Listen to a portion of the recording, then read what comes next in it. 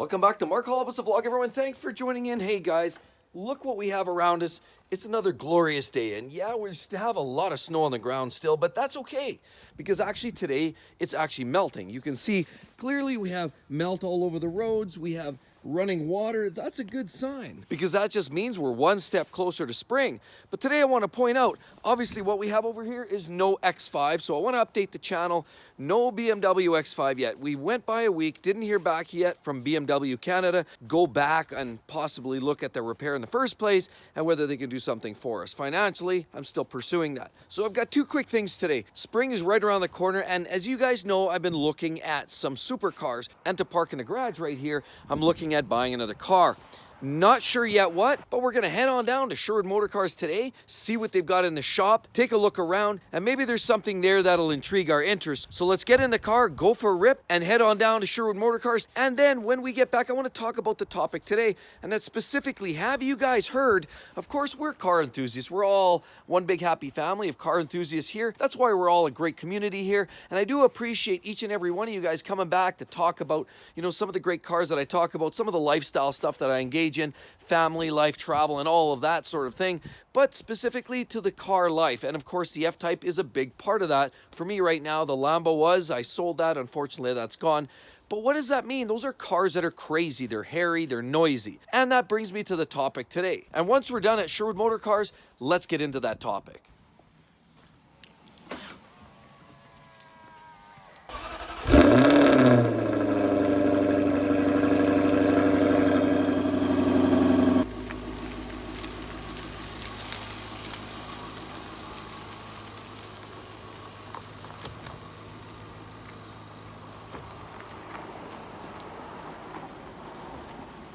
Let's go for a quick spin and head on down to the dealer and see what they've got for cars. You know, the Porsche 911 Speedster, they have one there for a pretty substantial amount of money. I find those cars always fascinating because they're sort of a one-off. They're always clearly a lot more money than they're realistically probably worth. But if you want to have something that's unique that maybe not everybody else has, and certainly has a certain level of collectability to it, you know, Speedster's always a great way to go. They also have apparently an older Aventador, and they've got some Huracans, and there's a couple Ferraris down there. How about even, you know, the Shelby GT500? They even have one of those kicking around down there. Some pretty cool sets of wheels. And you know what? The G63, the G-Wagons, have you known those cars have gone ballistic in terms of value this year? They've gone crazy and really through the roof. So I can't help but say, hey, they've got one or two of those floating around. So I just want to take a look, see what they've got in inventory, and kind of just sniff around. So let's go see. And there we are.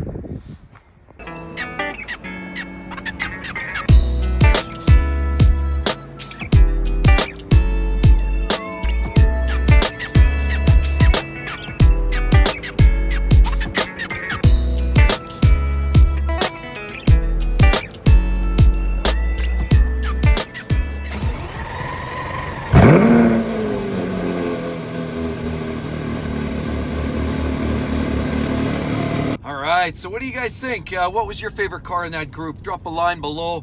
I'd like to hear your thoughts for sure. I mean, clearly we've got a couple Huracans, 580-2s. You know, that's the rear-wheel drive version, slightly detuned. The 610-4s, probably arguably the better mainstream Huracan to go with, but you know what? They also have some other pretty interesting toys floating around there. Ferraris, hey, always, you know, you can never go wrong with a Ferrari. I mean, they're great cars. But which car that you guys saw in that video clip would you guys potentially buy, I guess? Either way, what would be the car of your choice in that particular group? But anyway, that's beyond that. So we're let's just go for a drive and talk about here. Let me turn on the dynamic exhaust on this, on the F Type here.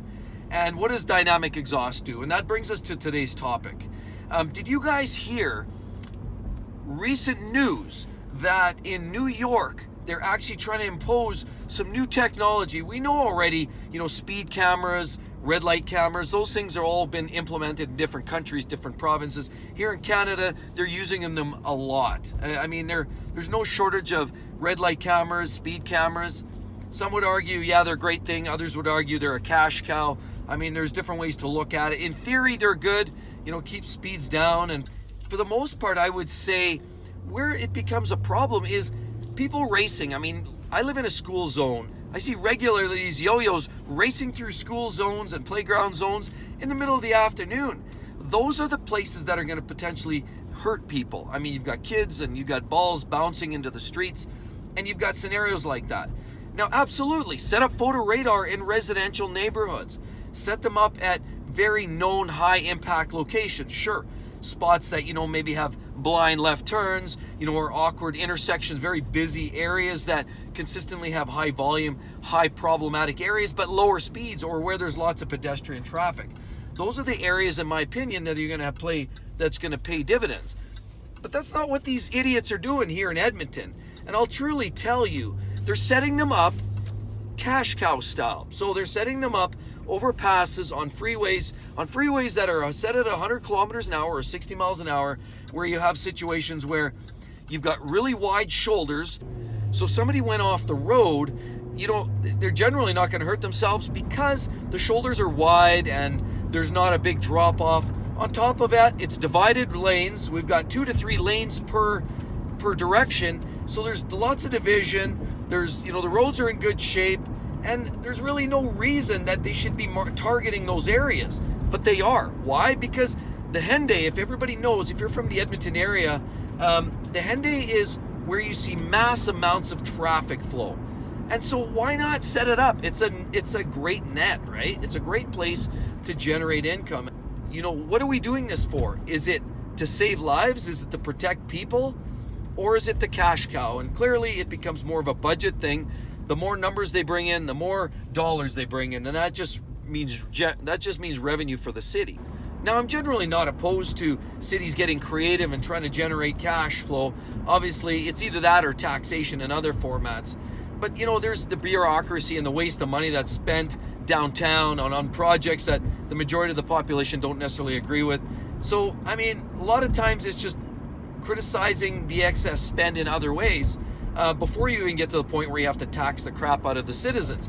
But that's what's going on here. But bigger to the story now is not photo radar. We're not talking about that today. We're actually talking about a new technology that they're looking at implementing in New York, and that actually has to do with loud exhaust systems. And now, as people drive by with their vehicles, their motorcycles or equipment, now it's picking up that volume and it's flashing and giving you and sending you a potential ticket in the mail. Now, some would argue they're sick and tired of people ripping up and down the streets with loud crotch rockets and Harley Davidsons and those open exhaust systems on cars. And the reality is, I mean, you can make all kinds of arguments. They want to nail, again, it's Joe Blow like you and I. And this is what gets me a little heated.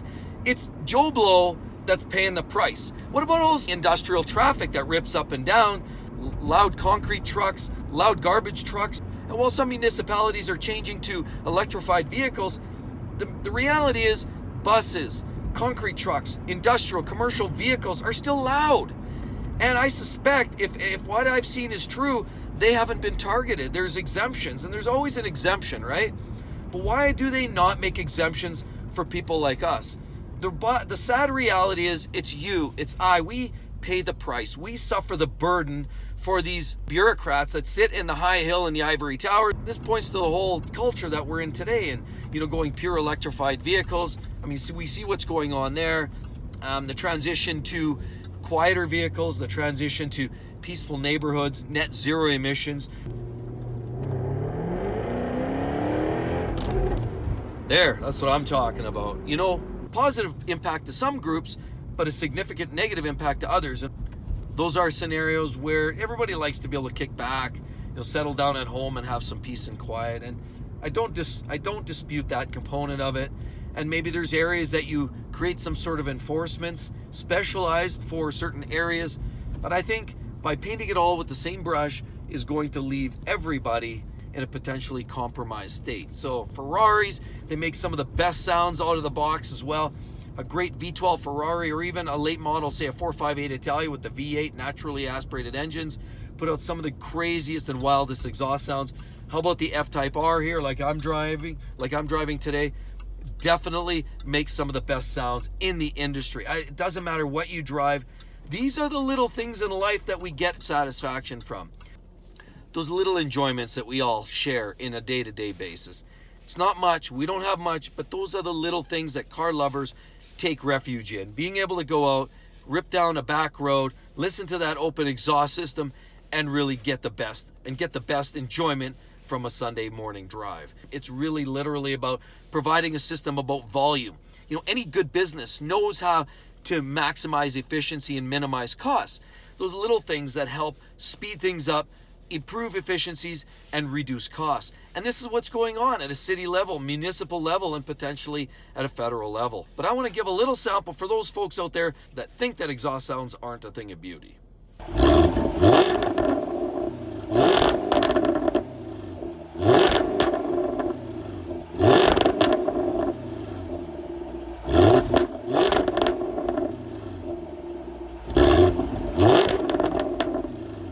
Thanks again, everyone. I hope you enjoyed the video, and I hope I didn't offend anyone, but I definitely have to express how I personally feel about all of these situations that are going on around us.